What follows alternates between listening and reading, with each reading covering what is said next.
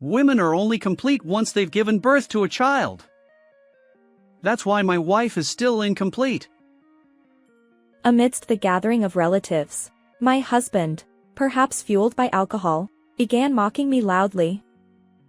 His hurtful words, aimed at me, an adoptive mother who couldn't have biological children, left no trace of love. And it wasn't just me, my husband even sought to make our son unhappy. I can no longer tolerate this man's reckless behavior. I decided to reveal a hidden truth, a trump card, to bring him to justice. My name is Charlotte. When I was a college student, I married a classmate, and now I'm a full-time homemaker. My husband, Michael, works at a small company run by his father. As a result, we often interact with my in-laws. Since the beginning of our marriage, there's been something they've incessantly said that drives me crazy. Hey, Charlotte, I can't wait to see the face of my grandchild. We're looking forward to the future heir of our company. So, it should be a boy first. Their constant reminders about having children have become like a broken record. While I also eventually wanted children, my husband often copes with work stress by going out drinking. He comes home just to sleep, and late nights are not uncommon. Our marital life lacks intimacy, so despite the pressure from my in-laws, it's impossible for us to have a child. One day, I confronted my husband. Hey, can't you make some time for us? Your parents keep asking about an heir, but maybe we could focus on our relationship? His response was evasive. Oh, you can ignore them. I'll handle it. Right now, work is so busy that I can't think about anything else. No matter how much I tried to discuss things with my husband, he would always dodge the conversation with this kind of attitude, leaving me at a loss. One day, my in-laws visited our home, and we sat down for lunch. The conversation eventually turned to the topic of heirs. You two really need to start seriously thinking about having children. About that. Can you not bring it up so often? I hadn't mentioned it before, but the reason we can't have children lies with Charlotte's health. His unexpected words left me utterly surprised.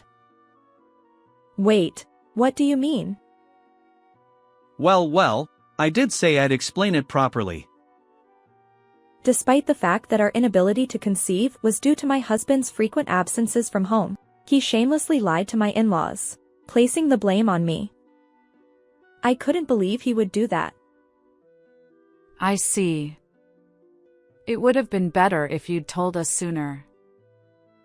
Emotions aside, the conversation continued. However, with this response, there might be no more rushing about having children in the future, even if it's just a pretense on my husband's part. Although I was indignant about it, I chose to remain silent and not argue. However, an heir is still necessary. What if you consider adopting? An unexpected proposal came from my father-in-law. Honestly, I've considered adopting a child. Despite expressing a desire for us to try for a baby, my husband always avoids the necessary tests and other inconveniences. I felt that as long as he didn't change his lifestyle, we wouldn't be able to have children.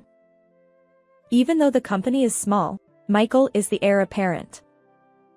So, having a child to continue the legacy seems important. With that in mind, the suggestion of adopting a child didn't seem like such a bad idea after all. But beyond that, I personally longed for children, even if they weren't biologically related to me. I've always loved kids and dreamed of showering my own child with affection someday. Encouraged by my in-laws, my husband became more open to the idea. Eventually, we decided to adopt a child from a foster care facility. Mom, I'm hungry. What's today's snack? All right, I've got it ready. Wash your hands and come over. Yes. The energetic boy who returned home from elementary school was Liam, the child we adopted. He quickly settled into our family, and now we live together like true parents and a child. While my relationship with Michael remained distant, being able to pour my love into Liam made me truly happy. Liam continued to grow without any issues, becoming a fine young man with an unwavering character. When Liam reached high school age, my mother-in-law fell ill, and we found ourselves providing care for her at home. Liam, my son, stepped up. I'll help as much as I can because I'm worried about Grandma. While relying on caregiving facilities, I continued to visit my mother-in-law's house to assist her. It was Liam who made that suggestion. You have school, and it's too much for you. I'll take care of Grandma, so focus on your studies. I'll make sure to keep up with my studies and not overdo it. I just thought it might help reduce some of your burden, Mom. Is that not okay? Feeling that Liam wants to help each other as a family, I decided to ask for assistance within the limits that wouldn't interfere with his studies. After school, Liam would head to my mother-in-law's house, actively helping with her care. His commitment went beyond mere familial duty. He genuinely cared about her well-being. I'd always known him to be kind-hearted, but he tackled even the less glamorous tasks with a smile. My in-laws adored him like a true grandchild. Thanks to our combined efforts, my mother-in-law's physical limitations improved over time. Although she still faces challenges, she can now manage her daily needs independently. Liam expressed his joy. I'm glad Grandma is feeling better. As Liam entered his last year of high school, he opened up about his future plans during a discussion about career paths. It seemed that caring for his grandmother had influenced his decision. When I helped take care of Grandma, I realized something. I want to study welfare in college and assist elderly individuals in their recovery. His words surprised me, but they also reflected his kind-hearted nature. I assured him. Understood. I'll support your dream. When I shared this with my in-laws, they were equally impressed by Liam's determination. However, there was one dissenting voice. The only person opposing Liam's chosen path was my husband, Michael. Being a caregiver doesn't pay well. I won't allow it. Besides, we took you in to be the heir to our company. I appreciate you taking me in when I had nothing, but my career choices are mine to make. Liam, usually compliant with his father, stood his ground this time. The tension between father and son escalated. Do as you please. But I won't pay for your education. Clearly displeased with Liam's decision, my husband's relationship with our son turned icy. As Liam pursued a degree in welfare at a university, my husband adamantly refused to provide any financial support. Feeling at a loss, I received an unexpected offer from my in-laws. Our precious grandson's future is important to us. We'd like to support him. And what about Michael? He's done nothing. No parenting. No caregiving. It's embarrassing, even as his father. Both of them seemed exasperated by their son's behavior. After successfully graduating from university, Liam obtained his caregiver certification and began working at a care facility, just as he had hoped. Although I felt a tinge of loneliness as he moved out to live on his own after graduation, I couldn't help but feel proud of him for dedicating himself to a meaningful profession. Despite the challenges, he finds fulfillment in his work every day. One day, I received a message from my son, saying he wanted to talk. When I inquired further, he expressed his intention to introduce his prospective marriage partner. Still, my husband, who rarely comes home, was persuaded to return this time. As we waited together for our son's arrival, Liam brought along a woman. Let me introduce you. This is Margaret. We've been seeing each other for a while. Margaret smiled politely, introducing herself. Apparently, She worked as a singer-songwriter and had caught Liam's eye during her visit to his care facility. Their relationship had blossomed since then.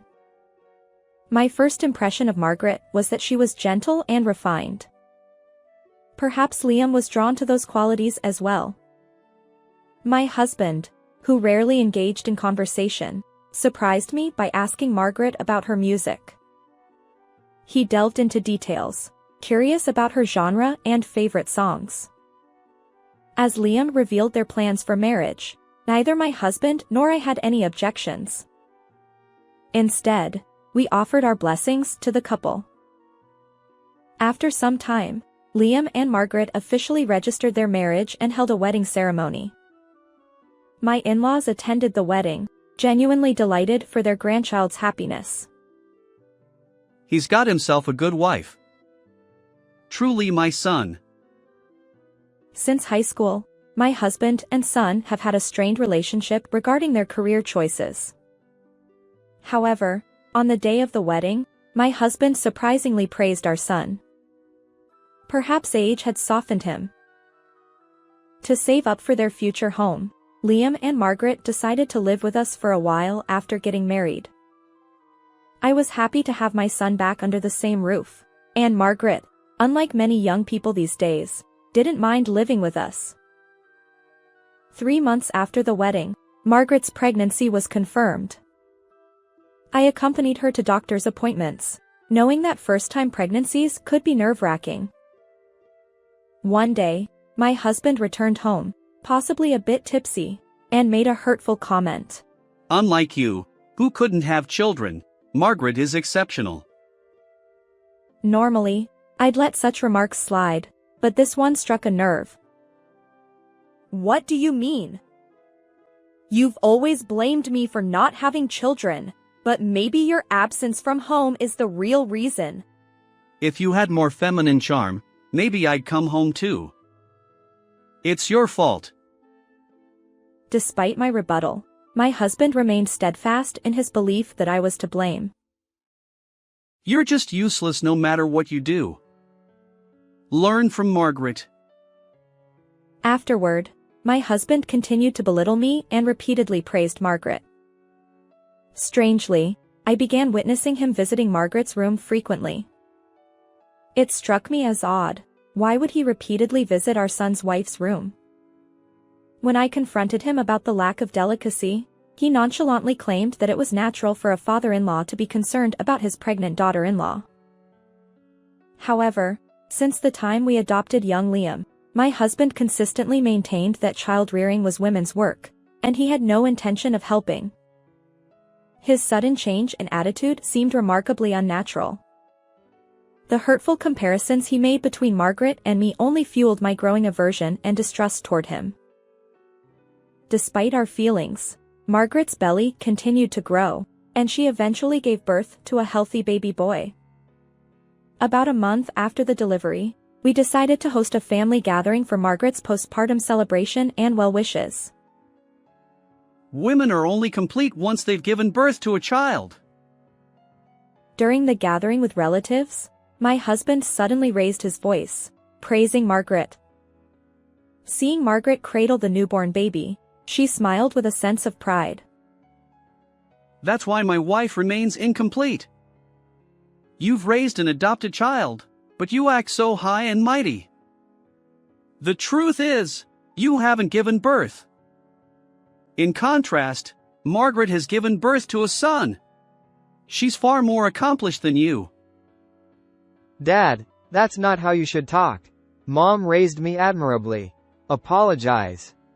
It's the truth. Enough, Liam. Arguing with this person is futile. He's always lacked common sense and never considered others' feelings. What? Are you mocking me too? Yes, I think you're foolish. Truly, you're an irredeemable person. My suppressed anger finally boiled over. Perhaps angered by my strong retort, my husband hurled insults at me while spitting. If only you were gentle and respectful towards me like Margaret. Just then, Our argument was interrupted by the loud cries of the baby Margaret held. Margaret, despite the tense atmosphere, maintained her usual serene smile. But there was something eerie about that expression. Oh dear, the baby's crying. There. Let Daddy hold him. She turned to Liam, who was sitting next to her, ready to hand over the newborn. Just as Liam reached out to take the baby, I steeled myself and addressed everyone present. Wait, the child's dad isn't you, Liam. Margaret, dear, can you confirm? Margaret remained deadpan, not uttering a word. Liam, bewildered, asked, What do you mean, Mom? Exactly what I said. The child's dad isn't you. Liam persisted. But, then whose child is it? I fixed my gaze on the man who had hurled insults at me earlier. Michael, it's yours. My tone was resolute, and my husband suddenly stumbled over his words. What are you talking about? You can't just make up lies like that. It's not a lie. I conducted an investigation. You, who rarely came home due to your escapades, suddenly started spending more time here after Margaret arrived. Sneaking into her room frequently, it raised suspicions. I couldn't ignore their suspicious behavior, so I secretly gathered evidence to confirm their relationship. He never thought I'd doubt him, but my husband didn't even bother to hide the evidence. Hotel receipts and other incriminating items were left in his room. Curiously, the dates on those receipts matched days when both Liam and I were absent. Maybe you prepared all this to trap me. I know nothing about it. Oh, still trying to play innocent? Your car's navigation history perfectly aligns with the hotel address.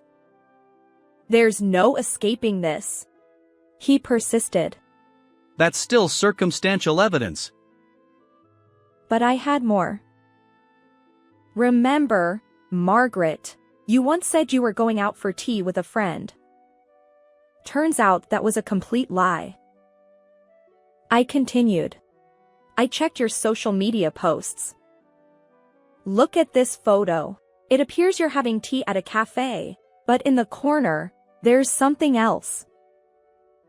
Squinting, I pointed out a wristwatch partially visible in the frame.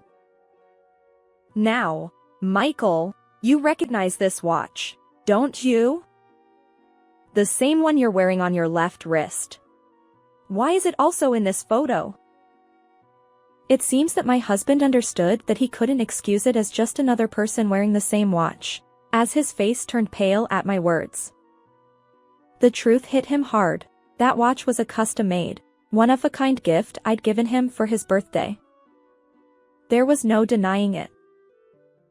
Moreover, there's still more evidence. Please listen to this recording. I pulled a recorder from my pocket and pressed play. The voices of my husband and Margaret filled the room. Blood ties matter after all. Having an heir ensures the company's stability. But what if Charlotte or Liam notices? They're clueless. They won't realize our relationship. Trust me, go ahead and have my child. Their conversation turned my stomach. The audio had been captured by a private investigator during their surveillance. Still planning to make excuses? I asked, and my husband fell silent, his face pale. Clearly, he hadn't anticipated my actions going this far. Oh well, we've been caught. Margaret, on the other hand, seemed unfazed. I don't mind that it's been discovered, and I've been hinting at it on social media. But I never thought that Charlotte would notice before Liam did. Really, Liam is so clueless, he doesn't notice anything. Why would you? When we were dating, it was fine, but after marriage, I realized being a caregiver didn't pay well and wasn't glamorous. You were supposed to be the heir, so you should have quietly taken over the company. Liam couldn't hide his bewilderment at Margaret's nonchalant attitude. Michael was the one who approached me. Besides, Charlotte is already a complete old hag, so a younger woman like me is much better. Wait, can't you keep that to yourself? Desperate to stop her, my husband's efforts were futile. Margaret just laughed, knowing everything was already out in the open. She continued. Michael was the first to suggest it. He said there was no love for Liam or Charlotte, so eventually, they'd be pushed out. So, I thought, why not bear Michael's child? Even if it's a small company, becoming the president's wife has its perks. And you think that justifies your actions? Charlotte is a housewife, and Liam has no connection to the company. They have no authority to blame me. Besides, Michael will pay alimony, so why don't you both leave? Right. I've already produced an heir, and you're both expendable. Charlotte, we're getting divorced, and I'll remarry Margaret. Realizing he had no more excuses, my husband joined Margaret in demanding a divorce from me, their triumphant expressions evident. But an unexpected figure, who had been silently observing, finally spoke up. Have you all misunderstood something? Who said we'd let those who deceived my precious daughter-in-law and grandson inherit the company? His stern expression conveyed his anger. What are you talking about? My biological child is obviously a better heir than Liam. That's the misunderstanding. Our company is meant to end with my generation. All this talk of heirs and bloodlines. It's just your assumptions. Ending the company? What are you saying? This isn't what we agreed upon. Margaret, who had been smirking, suddenly erupted in hysteria. Did you think I hadn't noticed that you're slacking off at work? Useless? While I wouldn't hesitate to entrust the company to Liam, I won't sacrifice my grandson's dreams just to keep the company afloat. According to my father-in-law, my husband had been taking advantage of his position as the owner's son and not putting in much effort at work. Seeing this attitude, my father-in-law gave up on passing the company down to him and decided to close it during his own tenure. But how heartless to make such a decision without telling me. What are you saying? If you had worked diligently and prioritized your family, we wouldn't be in this situation. It's all your own doing. My husband fell silent, unable to argue further under my father-in-law's stern reprimand. Margaret, too, seemed shocked by the turn of events, standing there in disbelief. Eventually, unable to withstand the cold stares from other relatives, the two of them hastily left the scene. As for my husband, his scheming was exposed, and he ended up losing his job.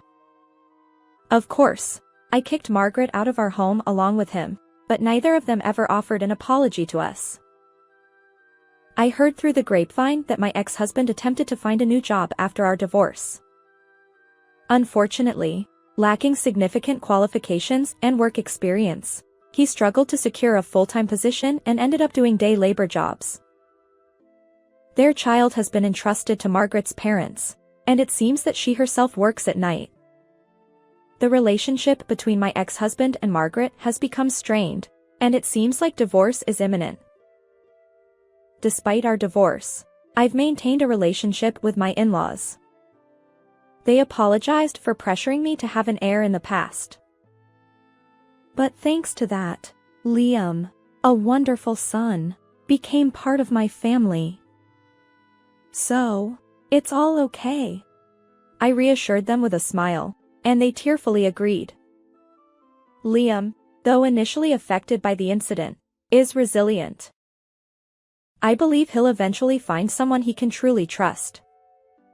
While there's no blood connection between me My in-laws, and Liam, we consider ourselves a family and will continue supporting each other.